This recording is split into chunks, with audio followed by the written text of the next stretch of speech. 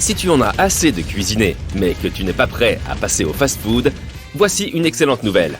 Dans un futur proche, tout le processus deviendra plus facile que jamais. Tes robots de cuisine feront tout le travail pour toi. Tu commanderas à ton sous-chef high-tech de cuisiner le repas de ton choix en rentrant chez toi.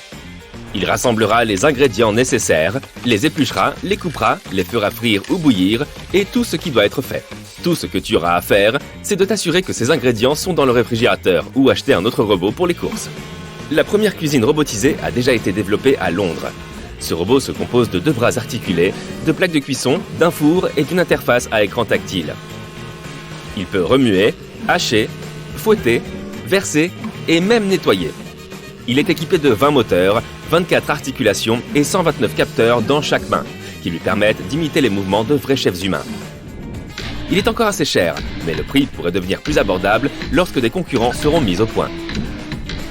Et les soirs où tu décideras de donner un congé à ton robot de cuisine, tu pourras commander de la nourriture à ton restaurant préféré d'une toute nouvelle façon.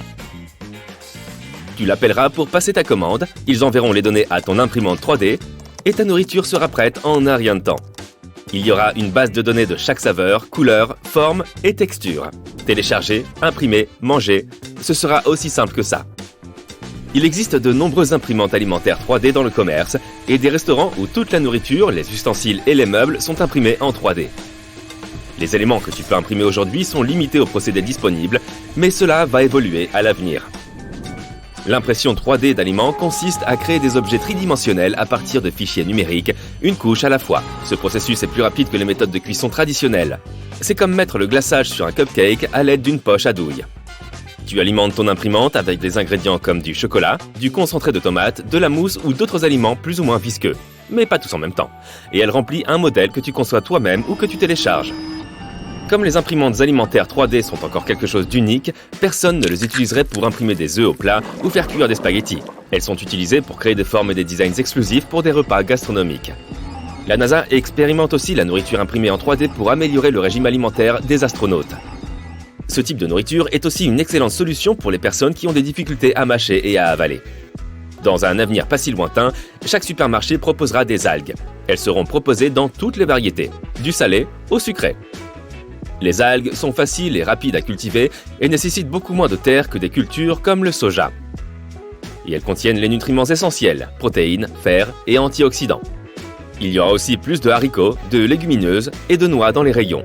Leur production devrait augmenter de 100 à 200% d'ici 2050, car ils sont plus écologiques que les protéines d'origine animale et coûtent moins cher. La consommation de viande augmente chaque année. Il faudra donc trouver une alternative. La viande cultivée en laboratoire va devenir très populaire. Il s'avère que tu peux obtenir des tonnes de viande à partir de quelques cellules souches. En plus, elle devrait avoir le même goût que ton bon vieux steak de l'époque. Du bœuf, du canard et même du poisson seront cultivés dans des laboratoires. Il y aura aussi du lait et du fromage sans produits laitiers, ainsi que des blancs d'œufs sans substances animales. La fausse banane, qui est un proche parent de la banane que nous connaissons tous, sera la véritable star du siècle. On fera fermenter ses tiges et racines amylacées pour faire du porridge et du pain. Cette culture pourra nourrir des centaines de millions de personnes. Si tu n'aimes pas le goût de ta nouvelle nourriture, tu pourras le changer en passant la musique adéquate. Les scientifiques font déjà des expériences à ce sujet.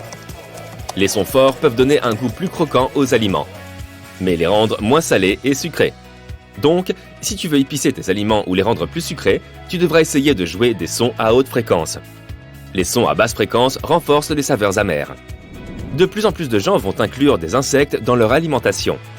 Avant de dire burk, écoute bien.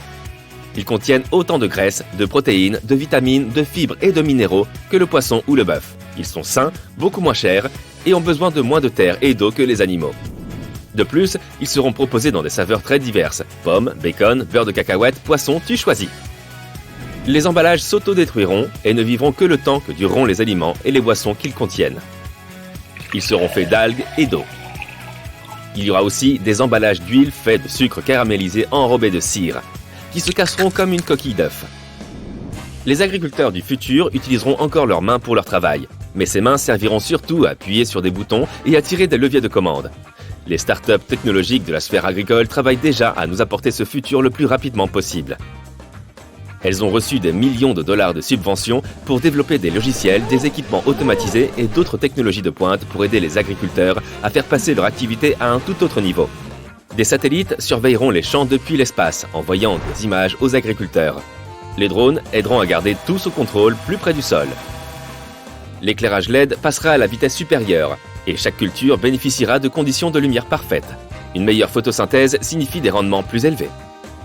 Des équipes de robots de terrain appliqueront les engrais en juste quantité. Ils sauront exactement de quelle quantité d'eau et de nutriments chacune des cultures a besoin en se basant sur les données fournies par des centaines de capteurs installés dans le sol.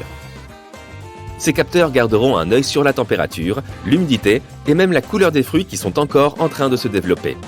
Ainsi, les agriculteurs n'auront pas à dépenser plus d'eau, de lumière et de main-d'œuvre qu'il ne faut, ou mettre plus d'engrais que les cultures n'en ont besoin.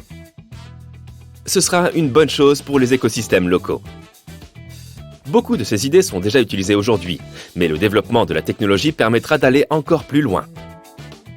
Les agriculteurs utilisent déjà des gadgets pour analyser les données et augmenter leur rendement. Mais l'analyse de la Big Data les aidera à partager les bonnes pratiques à l'échelle mondiale et à apprendre de l'expérience des autres. La technologie a également permis aux agriculteurs d'avoir des journées de travail plus flexibles. Disons que tu as une ferme laitière.